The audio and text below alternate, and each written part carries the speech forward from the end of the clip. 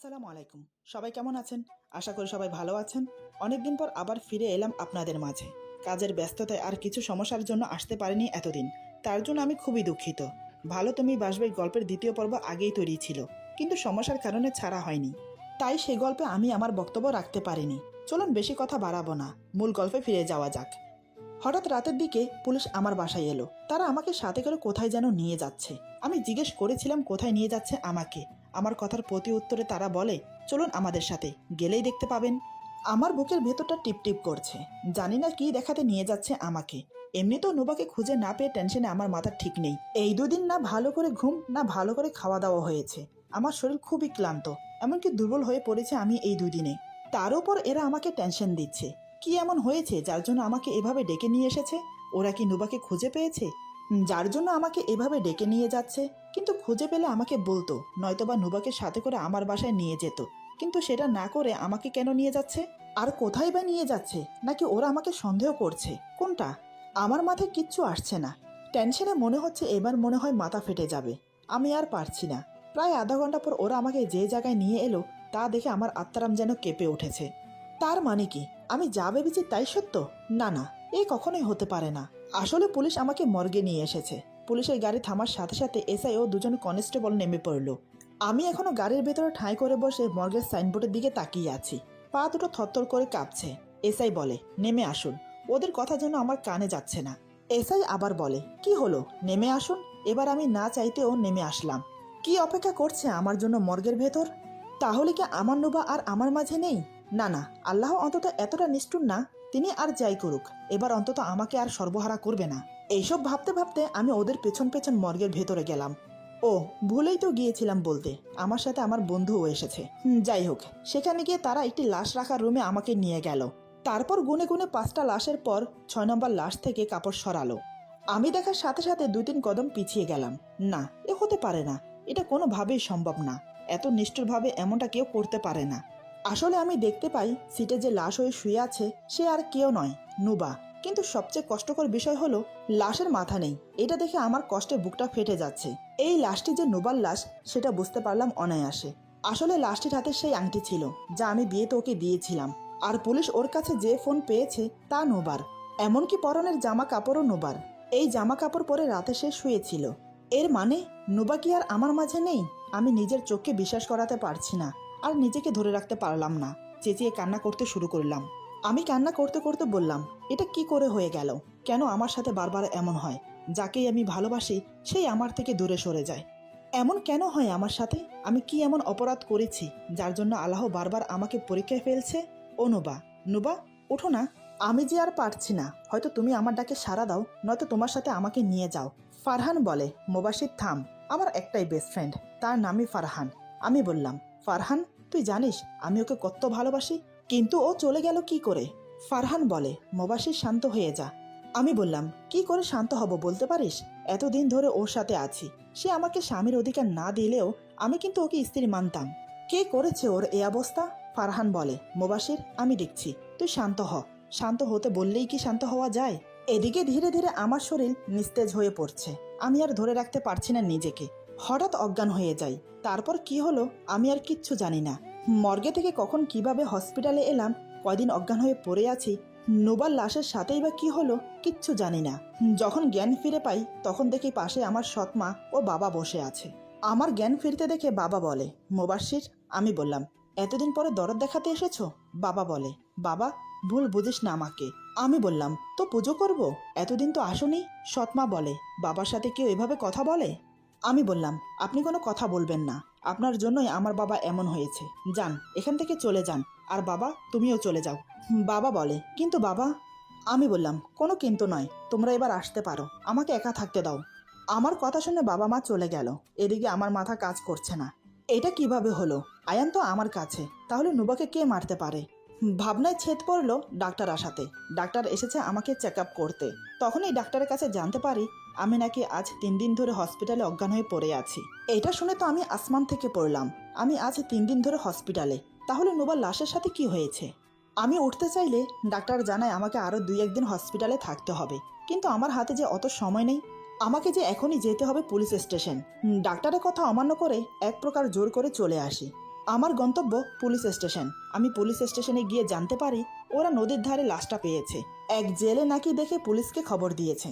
এখনো নোবার লাশ ময়না তদন্ত করা হয়নি। পোস্টমর্টম করার পর জানা যাবে কিভাবে হত্যা করা হয়েছে। পুলিশের মুখে এসব শুনে আমার বুকের ভেতরটা হু হু করে উঠল। আমার কলিজাটা ফেটে যাচ্ছে ওর জন্য। কে ওকে এমন নির্মমভাবে মারলো? তার কি একটু হাত কাঁপেনি?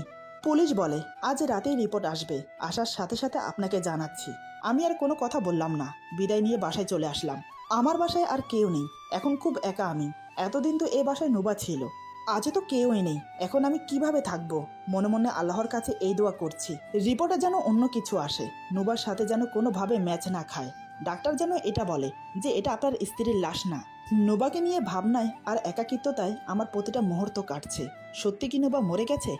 না, আসলে রহস্যে আমি অবগত ছিলাম না, সেটাই এখন ধীরে ধীরে প্রকাশে আসবে। যাই হোক, অন্যদিকে নোবা বলে, কে আপনি? আমাকে কেন তুলে এনেছেন? আপনি কেনই বা আমাকে এই রুমে বন্দি করে রেখেছেন? কি চান আপনি? লোকটি বলে, কেন তুলে এনেছি সেটা ক্রমশ প্রকাশ্য, আর আজ থেকে এখানেই থাকবে তুমি। নোবা বলে, না আমি থাকবো না, আমাকে যেতে দেন বলছি। লোকটি বলে, আমি যা বলছি না শুনলে তোমার পরিবার বিপদে পড়বে নোবা। তুমি কি চাও না তোমার মা ভালো থাকুক? নোবা অবাক হয়ে বলে, মানে? লোকটি বলে, আজ থেকে এটাই তোমার বাসা, যদি চালাকি করো তাহলে তোমার মা বিপদে পড়বে। নোবা ওর মাকে খুব ভালোবাসে, কারণ মা ছাড়া যে ওর আর কেউ নেই। নোবা বলে, প্লিজ আমার মাকে কিছু করবেন না। লোকটি বলে, ওকে, কিছু করব না, ঠিক আছে, কিন্তু আমার পরিবারের সাথে আমার গার্লফ্রেন্ড হয়ে থাকতে হবে। এটা শুনে নোবা যেন আসমান থেকে পড়ল। এই লোকটা কি বলছে এগুলো? লোকটার কি মাথা খারাপ হয়েছে? নোবা বলে, মানে কি বলছেন এগুলো? লোকটি বলে, হ্যাঁ, যা বলছি সবই সত্যি, আর কিছুদিন পরে তোমাকে আমি বিয়ে করব। লোকটির কথা শুনে নুবা যেন অবাকের উপর অবাক হচ্ছে। নুবা চেঁচিয়ে বলে, কি? লোকটি বলে, হ্যাঁ। নুবা বলে, কিন্তু আমি তো বিবাহিত। লোকটি বলে, নো প্রবলেম, এখন চলো আমার সাথে। নুবা বলে, কোথায় যাব?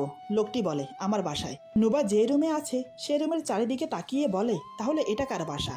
লোকটি বলে, এটাও আমাদের বাড়ি। নুবা আর কিছু না বলে লোকটির সাথে যেতে লাগলো। বেশ কিছুক্ষণ গাড়ি চলার পর বিশাল এক বাড়ির সামনে এসে গাড়ি দাঁড়ালো। লোকটি ওকে নিয়ে বাড়ির ভেতরে গেল। লোকটি বলে, হাই মা। মা বলে, কি রে, কই ছিলি? লোকটি সেই উত্তর না দিয়ে বলে, মা তুমি না বউ চেয়েছিলে? মা বলে, তো? লোকটি বলে, এই দেখো পরে নিয়ে এসেছি। এই বলে নুবাকে সামনে বের করলো। আসলে এতক্ষণ নুবা লোকটির পিছনে ছিল, তাই লোকটির মা দেখতে পায়নি। নুবাকে দেখে লোকটির মা অবাক হয়ে বলে, ও মা, এ তো মেয়ে না রে, সত্যিই পরি। এই বলে কাকে যেন ডাক দিল, এই ঝিলমিল, আবরাম, তোরা কই? দেখ দেখ, এদিকে আয়। ভেতর থেকে কে যেন বলল, হ্যাঁ মা, আসছি। কিছুক্ষণ পর দুজন প্রাপ্তবয়সী ছেলে মেয়ে বেরিয়ে এলো। মা বলে, এই দেখ তোদের ভাই ভাবি নিয়ে এসেছে। মেয়েটি বলে, কই মা? মা বলে, এই দেখ। পুরো বাড়িতে যেন খুশির রোল পড়ে গেল নুবাকে পেয়ে। কিন্তু নুবার যেন কিছুই ভালো লাগছে না। ওর মন পড়ে আছে আয়ানের কাছে। বাসা থেকে বেরিয়েছে আয়ানের সাথে পালিয়ে যাবে বলে, কিন্তু কি থেকে যে কি হয়ে গেল সেটাই বুঝতে পারছে না। এদিকে সবাই যেন নুবাকে পেয়ে আকাশের চাঁদ পেয়েছে। লোকটির মা বলে, কি রে বাপজান, এতদিন বিয়ে বিয়ে করলাম আর আজ পরি নিয়ে এসে পড়লি? লোকটি বলে, আসলে মা ওর বাসা থেকে মেনে নিচ্ছিল না, তাই ও চলে এসেছে। লোকটির মা বলে, এ মা দাঁড়া, আমি ওকে বোঝাচ্ছি। অপরদিকে আমি যেন পাগলের মতো হয়ে যাচ্ছি, রাস্তায় রাস্তায় ঘুরছি। নুবার খুনিকে আমি পেলে মেরেই ফেলবো। সবার ধারণা মতে নুবা মারা গেছে, কিন্তু আমার মতে না। কারণ আমি পুলিশের থেকে খোঁজ নিয়ে সেই জেলের কাছে যাই। সেখানে গিয়ে জানতে পারি লাশ নাকি পড়েছিল রাতের দিকে।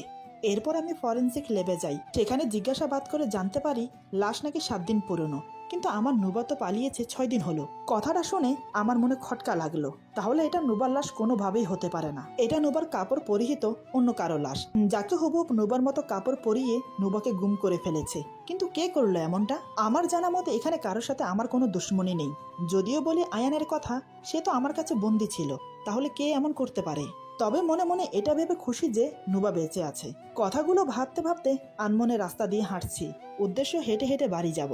হঠাৎ আমার সামনে থাকা একটা গাড়িতে আমি দেখতে পাই নুবা বসে আছে। নুবাকে দেখে আমি যেন আরো উত্তেজিত হয়ে পড়ি। আমি সেই গাড়িকে উদ্দেশ্য করে দৌড় দিলাম। খুব দ্রুত যাচ্ছি, যতই কাছে যাচ্ছি আমার মন আর মানছে না। সেই গাড়ির খুব কাছে চলে গেলাম, কিন্তু যখন গাড়ির কাছে গিয়ে আমি গাড়ির দরজা খুলি, তখন সেখানে নুবাকে দেখতে পাই না। যাকে দূর থেকে দেখে নুবা মনে করে ছুটে এলাম, আসলে সে অন্য মেয়ে। আমি নিজের ভুল বুঝতে পেরে সরি বলে চলে আসি। কিন্তু আমি একটা বিষয় ক্লিয়ার যে, আর যাই হোক, নুবা বেঁচে আছে। এদিকে নুবা রুমে বসে আছে আর ভাবছে, কে হতে পারে এই লোকটা যে আমাকে তুলে এনেছে। আর তার থেকেও বড় কথা, আজ আমি আয়নের সাথে থাকতাম, হয়তো এতক্ষণ আমাদের বিয়ে হতো, কিন্তু এখন তো কিছুই হলো না। উল্টো আমার জীবনে নতুন মোড় নিল। এমন সময় রুমে প্রবেশ করলো সেই লোকটি। লোকটি বলে, কি নুবা, ঘুমোচ্ছ নাকি? নুবা বলে, না, ঘুমাচ্ছি না। আচ্ছা, আপনি কেন আমাকে তুলে এনেছেন? লোকটি বলে, শুনতে চাও সেই গল্প? নুবা বলে, শুনতে চাই। লোকটি বলে, আচ্ছা তাহলে শোনো। আমি তখন কলেজে ফাইনাল ইয়ারে। কলেজে তখন দুজনের রাজ চলতো, আমার আর ফাতেনের। ফাতেনা আর কেউ না, আমার বেস্ট ফ্রেন্ড। আসলে আমাদের দুজনের রাজত্ব চলতো, এটা বললে ভুল হবে। চলতো তো শুধু ফাতেনের, আর আমি ওর বন্ধু হয়েও ওর চাকর ছিলাম। তাও ভালোই চলছিল। হঠাৎ আমাদের কলেজে একটা জুনিয়র মেয়ে ভর্তি হয়, নাম মাইশা। দিনটা কিবার ছিল কিংবা কত তারিখ ছিল আমার মনে নেই, কিন্তু কাহিনীটা মনে আছে। Going to the past. আমি বললাম, এই ফাতেন। ফাতেন বলে, হ্যাঁ বল। আমি বললাম, দোস্ত, আজ ক্রিকেট ম্যাচ আছে। ফাতেন বলে, কাদের সাথে? আমি বললাম, আরে ওই যে এম্পায়ার টিমের সাথে। ফাতেন বলে, আমি আসতে পারবো না, তুইই যা। আমি বললাম, ফাতেন, আমরা হারতে পারি তুই না খেললে। ফাতেন বলে, আরে যা তো। আমি ওর কথা শুনে চলে আসি। আসার সময় হঠাৎ দেখি কলেজের গেট দিয়ে অনেকগুলো মেয়ে মাঠের দিকে যাচ্ছে। আমাদের কলেজের একটা নিয়ম ছিল যে যদি কোনো ক্রিকেট ম্যাচ হতো সব জুনিয়ররা যেত। সেখানেই যাচ্ছিল মেয়েগুলো, তাদের মাঝেই ছিল একজন মাইশা। আমি না চাইতেও মুখ দিয়ে ওয়াও শব্দটা বেরিয়ে আসে। আমার কথার মাঝে হঠাৎ কেউ বলে ওঠে, আরে দোস্ত, সত্যিই তো ওয়াও রে মেয়েটা। আমি চমকে উঠে সেদিকে তাকিয়ে অবাক হয়ে বললাম, ফাতেন তুই? ফাতেন বলে, হ্যাঁ দোস্ত, আমি। আমি বললাম, মেয়েটাকে ভালো লাগছে? ফাতেন বলে, দোস্ত তুই তো জানিসই, মেয়ে মানেই আমি সেখানে। আমি বললাম, কি? ফাতেন বলে, আরে চল, খেলতে হবে তো। ফাতেন সেদিন অনেক ভালো খেলেছে। খেলার পরে ফাতেনকে মাইশা ডাক দেয়। মাইশা বলে, এই যে মিস্টার, হ্যালো। ফাতেন বলে, আমাকে ডাকছেন? মাইশা বলে, আপনাকেই। ফাতেন বলে, বলুন। মাইশা হঠাৎ বলে, 50 টাকা দিন। ফাতেন অবাক হয়ে বলে, কেন? মাইশা বলে, আরে আমি বাজি ধরেছিলাম আপনি ডাক মারবেন, কিন্তু মারেননি। আপনার জন্য আমার টাকা লস গেছে, এখন টাকা দেন। ফাতেন বলে, আরে ব্যাস, বাজি ধরলেন আপনি, আর টাকা দেব আমি? মাইশা বলে, হ্যাঁ আপনাকেই দিতে হবে, জলদি দেন। ফাতেন সবার সামনে কথা বলতে পারলেও কেন যেন সেদিন একদম চুপচাপ মেয়েটিকে টাকাটা দিয়ে দেয়। 2 দিন পরে আবার ম্যাচ হয়। সেই ম্যাচে ফাতেন ইচ্ছে করে ডাক মারে। এবারও মাইশা ডাকে, এই যে, হ্যালো। ফাতেন বলে, হ্যাঁ বলুন। মাইশা বলে, আজ 100 টাকা দেন। ফাতেন অবাক হয়ে বলে, কি, প্রতিদিন টাকার পরিমাণ বাড়ে নাকি? মাইশা বলে, হ্যাঁ, আজ 100 টাকা ধরেছিলাম যে আপনি 50 করবেন, কিন্তু ডাক মেরেছেন, এখন আমার টাকা দেন। ফাতেন সেদিনও টাকা দিয়ে দেয়। কিছু করার নেই তার, সে যেন একদম চুপ, বাচ্চার মতো লাগছে তাকে। আমি বললাম, কিরে, মাইশাকে পছন্দ হয়েছে? ফাতেন মুখে হাসি ফুটিয়ে বলে, ধুর। ফাতেনের মাইশাকে পছন্দ হয়ে যায় এবং আশ্চর্যজনকভাবে কিছুদিনের মাঝে তাদের রিলেশন শুরু হয়ে যায়। ভালোই চলছিল তাদের রিলেশন। ফাতেন সারাদিন মোবাইল নিয়ে পড়ে থাকতো। হঠাৎ একদিন আমাদের পাড়ার বড় ভাই আলিফ ভাইয়ের ছোট ভাই মানে আরমানের সাথে ফাতেনের ঝগড়া লাগে। ঝগড়ার কারণ সে মাইশাকে টিচ করেছে। এক পর্যায়ে ফাতেনের রাগ বেশি হয়ে গেলে সে আরমানকে খুন করে ফেলে। খুনটা সহজেই সে চাপা দিয়ে ফেলে অ্যাক্সিডেন্ট বলে। কিন্তু সবচেয়ে কষ্টের বিষয় হলো কিছুদিন পর এদিকে আলিফ ভাই চুপ থাকেনি। তার ভাইয়ের মৃত্যুর কারণ শুনে সে চুপ থাকতে পারেনি। সেদিন খুব বৃষ্টি হচ্ছিল কলেজে। ফাতেন আর আমি বসে চা খাচ্ছিলাম। হঠাৎ পেছন থেকে চেঁচানোর আওয়াজ আসে। যে চেঁচাচ্ছে সে আর কেউ নয়, সে হলো মাইশা। মাইশা ফাতেনের নাম ধরে ডাকছে আর দৌড়ে আমাদের দিকে আসছে। আমরা কিছু বুঝে ওঠার আগেই হঠাৎ ঠাস করে একটা আওয়াজ হলো। আওয়াজটা ছিল গুলি করার। হ্যাঁ, পেছন থেকে আলিফ ভাই গুলি চালিয়েছিল মাইশার উপর। আমি আর ফাতেন দৌড়ে মাইশার কাছে যাই, কিন্তু মাইশা তখন প্রায় শেষ। ফাতেন মাইশাকে উঠাতে যাবে, তখনই মাইশা বলে ওঠে, ফাতেন, আমি আর বাঁচবো না, কিন্তু যাওয়ার আগে এটুকু বলে যাই, প্লিজ তুমি মারামারির দুনিয়া থেকে বেরিয়ে যাও। আর আমার কসম, তুমি আমার মৃত্যুর প্রতিশোধ হিসেবে কিছুই করবে না। আর হ্যাঁ, খুব সুন্দর একটা মেয়েকে বিয়ে করে সুখে থাকবে। আমি সবসময় তোমার পাশে থাকবো। এই বলে মাইশা মারা যায়।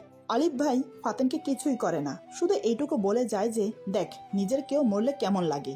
এই বলে লোকটি থামলো। নুবা বলে, আচ্ছা এই গল্পের সাথে আমার কি সম্পর্ক?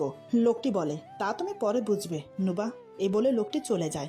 তারপর নুবা রুমে শুয়ে থাকে। নুবার মাথায় বিভিন্ন রকমের প্রশ্ন জাগতে লাগলো। সে মনে মনে ভাবছে, কে এই ফাতেন, আর এই লোকটাই বা কে? কেনই বা এমন করছে সে? আর মাইশার মৃত্যুর সাথে এই লোকটার কি সম্পর্ক? এসব ভাবতে ভাবতেই হঠাৎ নুবার চোখে একটা ডায়েরি পড়লো। সে বিছানা থেকে উঠে সোজা ডায়েরির কাছে চলে যায়। ডায়েরিটা হাতে নিয়ে পড়তে থাকে, কিন্তু তাতে যা লেখা ছিল তা সে কল্পনাও করতে পারেনি এবং সে চিন্তাও করতে পারেনি যে এটা হতে পারে। ডায়েরির প্রথম পৃষ্ঠাতেই লেখা ছিল মোস্তাকবির লাভ মাইশা। নুবা মনে মনে বলে, তার মানে ওই লোকটার নাম মোস্তাকবির। সে ডায়েরির পরের পেজে গিয়ে দেখতে পায় সেখানে লেখা, কলেজে যখন তুমি প্রবেশ করলে মাইশা, সেদিন থেকে তোমাকে ভালোবাসি আমি, কিন্তু ফাতেনও যে তোমাকে ভালোবাসে, ওকে যে আমি কিচ্ছু করতে পারবো না। তৃতীয় পৃষ্ঠার পরে আবার লেখা, আজ তুমি ফাতেনের গার্লফ্রেন্ড, আমার সামনে তোমরা হাসছো, খেলছো, তোমাকে আমি কিছুই করতে পারছি না, কিন্তু সহ করতে পারছি না মাইশা।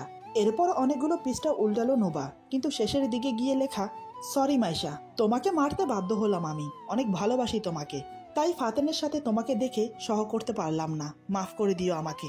নোবা যেন এটা পরে বিরাট রকমের একটা শক খায়। তার মানে এই লোকটাই মেরেছে মাইশাকে, কিন্তু এই ফাতেনটাই বা কে? আর আমাকেই কেন ধরে আনা হয়েছে? নোবার যেন মাথা ফেটে যাচ্ছে, সে আর ভাবতে পারছে না, তাই সব ভাবনা ছেড়ে আয়ানের কথা ভাবতে লাগলো। এদিকে আমি রাস্তা দিয়ে যাচ্ছি, হঠাৎ আমার সামনে একজন লোক পড়ে। সে আর কেউ নয়, আমারই এক বন্ধু। তাকে দেখে পুরোই মাথা ঘুরে যায়, রীতিমতো আমি জ্ঞান শূন্য হয়ে পড়ি। এমন মনে হচ্ছে আমি যেন শূন্যে দাঁড়িয়ে আছি। এদিকে আমার বন্ধু আমাকে দেখেই দৌড় দেয়। আমি তো বড় রকমের শক খাই, কারণ ও তো মারা গিয়েছিল। তাহলে ও এখানে কিভাবে? আমি আর দেরি না করে ওর পিছু নেই এবং কিছু দূর যাওয়ার পরেই ওকে ধরে ফেলি। এক হাতে ওর শার্টের কলার ধরে অন্য হাতে হাঁটুতে ভর দিয়ে হাঁপাতে থাকি। আমি হাঁপাতে হাঁপাতে বললাম, কি রে, দৌড়াচ্ছিলি কেন আমাকে দেখে? আর তুই না মারা গেছিস? আমার কথা শুনে সে ভয় পেয়ে যায়, ভয় থরথর করে কাঁপছে।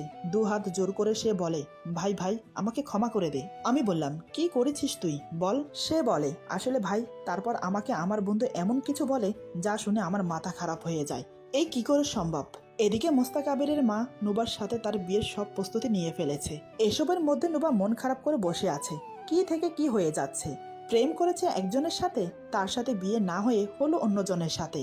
তারপর তাকে ছেড়ে যখন নিজের ভালোবাসার মানুষের কাছে পালিয়ে যেতে চাইলো, তখন অন্য একজন ছো মেরে তুলে নিয়ে আসে এবং ব্ল্যাকমেল করে বিয়ে করছে। সবকিছু এত তাড়াতাড়ি হয়ে যাচ্ছে যে নুবা কিছুই করতে পারছে না। এত কিছুর মধ্যেও একবারের জন্য আমার কথা তার মনে পড়েনি। নানান ভাবনায় মগ্ন নুবা। এটা দেখে মোস্তাকাবিরের মা বলে, কি রে মা, তোর মন খারাপ লাগছে? নুবা বলে, না আন্টি, তেমন কিছু না। মোস্তাকাবিরের মা বলে, আরে মা বলেই ডাকতে পারো আমাকে, আর দুদিন পরেই তো আমার বোমা হবে। আর হ্যাঁ, তোমার মা বাবাকেও আমরা মানিয়ে নেব। এই বলে মোস্তাকাবিরের মা চলে গেল। বাড়ির সবাই বিয়ের প্রস্তুতি নিচ্ছে, আর নুবা শুয়ে শুয়ে আয়ানের জন্য কাঁদছে। আজ হয়তো সে আয়ানের কাছে থাকতো, কিন্তু আয়ানের কি আমার কথা একটুও মনে পড়ছে না? নুবা কাঁদছে, কিন্তু সেই কান্না তো আয়ানের কান পর্যন্ত পৌঁছচ্ছে না। আমি অনেক আগেই আয়ানকে ছেড়ে দিয়েছি। আমার মতো সেও জেনে গেছে যে নুবা মারা গেছে। এরপর আর তাকে দেখা যায়নি।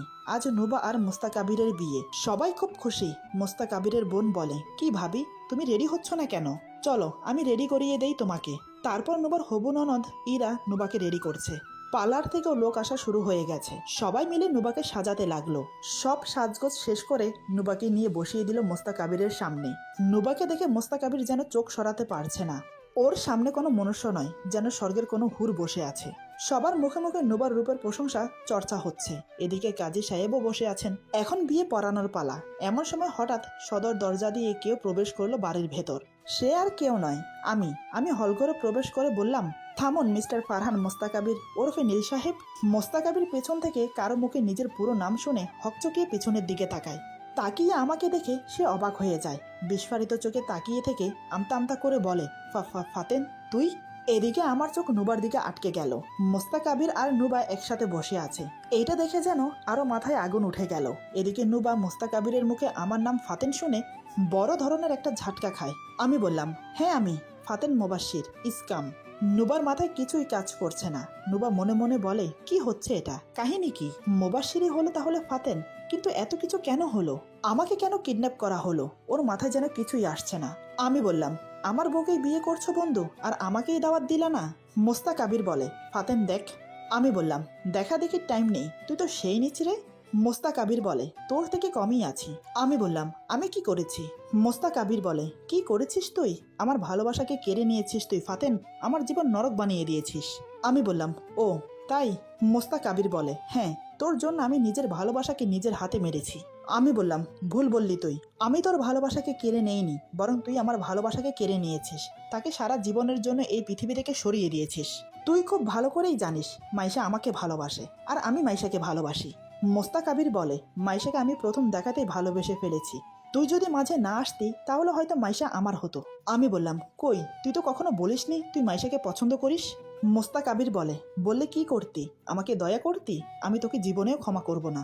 আমি বললাম, তুই আমাকে কি ক্ষমা করবি, আমি তোকে কোনোদিনও মাফ করব না। ফারহান মোস্তাক আবির নীল, সবসময় আমার কাছ থেকে আমার সব খবর শুনলি, আর সুযোগ বুঝে আমার বউকেও তুলে নিলি।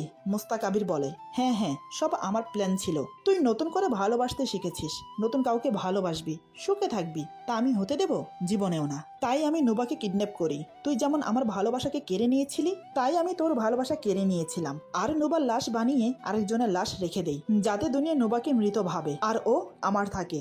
আমি মুচকি এসে বললাম, কিন্তু তুই ফেল, এখন তোকে মরতে হবে। মোস্তাক আবির বলে, আমি মরবো? এ বলে হো হো করে হেসে ওঠে। আমি বললাম, হ্যাঁ এই দেখ। এই বলে আমি সোজা গিয়ে ফারহানের গলায় ছুরি ধরি। আমি বললাম, খুব কষ্ট দিয়েছিলি না আমার মাইশাকে, এখন দেখ আমি কি করি তোর সাথে। এই বলে সোজা ফারহানের গলায় চাকু একটু বিধিয়ে দেই, তাতেই মোস্তাক আবির ছটফট করে উঠল। আমি বললাম, কি রে, খুব কষ্ট হচ্ছে তাই না? তার চেয়েও বেশি কষ্ট পেয়ে মরেছিল আমার মাইশা। এমন সময় হঠাৎ বাইরে থেকে পুলিশ এন্ট্রি করে ভেতরে। আসলে এসবের ভেতরে মোস্তাক আবিরের মা সবার আড়ালে গিয়ে পুলিশকে ফোন করেছিল। তারপর সব শুনে পুলিশ মোস্তাক আবিরকে গ্রেফতার করে, এমনকি মোস্তাক আবির সব স্বীকারও যায়। এদিকে নোবা এসব দেখে পাথর হয়ে গেছে। পুলিশ যাওয়ার সময় আমাকে বলে গেল আমি যেন সময় করে পুলিশ স্টেশনে যাই। আসলে নোবার নিখোঁজের যে এফআইআর করা হয়েছে সেটা এখনো ক্লোজ করা হয়নি। এখন যখন নোবাকে পেয়ে গেছি তাই এফআইআরটা ক্লোজ করতে হবে। আমি আর এক মুহূর্ত না দাঁড়িয়ে নোবাকে নিয়ে সেখান থেকে বেরিয়ে এলাম। পুরো রাস্তা নোবার সাথে আমার কোনো কথা হলো না, এমনকি আমিও নোবার সাথে কোনো কথা বললাম না। একসময় ওকে নিয়ে বাসায় চলে এলাম, কিন্তু এত কিছুর পরেও নুবার মন থেকে আয়ানের কথা মুছে যায়নি। নুবা বাসায় এসে আয়ানের কথা বলতে শুরু করে। আমি তার কোনো প্রতিউত্তর না দিয়ে অবাক হয়ে তাকিয়ে আছি। ওর বকবক শুনতে শুনতে আমার কান যেন ঝালাপালা হয়ে যাচ্ছে। এবার আমি বাধ্য হলাম ওকে একটা ভিডিও দেখাতে। পকেট থেকে ফোনটা বের করে ভিডিওটা অন করে ওর সামনে ধরলাম। নুবা আমার হাত থেকে ফোনটা ছোঁ মেরে নিয়ে ভিডিওটা দেখতে লাগলো। ভিডিওটা যত দেখছে নুবার মুখ ক্রমশ পরিবর্তন হচ্ছে। আমি মনে মনে ভাবলাম এবার অন্তত সবকিছু ঠিক হয়ে যাবে। হঠাৎ নোবা অবাক করে যা করলো বা যা বলল, সত্যি তার জন্য বিন্দু মাত্র প্রস্তুত ছিলাম না। ভাবতে পারিনি সে এমন করবে। ওর কথা শুনে, ওর কাণ্ড দেখে আমি বিস্ময়ে অবাক হয়ে যাই। মনে হচ্ছে আমার চোখ ফেটে এখনই জল গড়িয়ে পড়বে। এরপর যা হলো, আজকের গল্প এখানে সমাপ্ত। গল্পের বাকি অংশ পেয়ে যাবেন আগামী পর্বে। আশা করি গল্পটা আপনাদের ভালো লাগবে। সবাই ভালো থাকবেন, সুস্থ থাকবেন। আল্লাহ হাফেজ।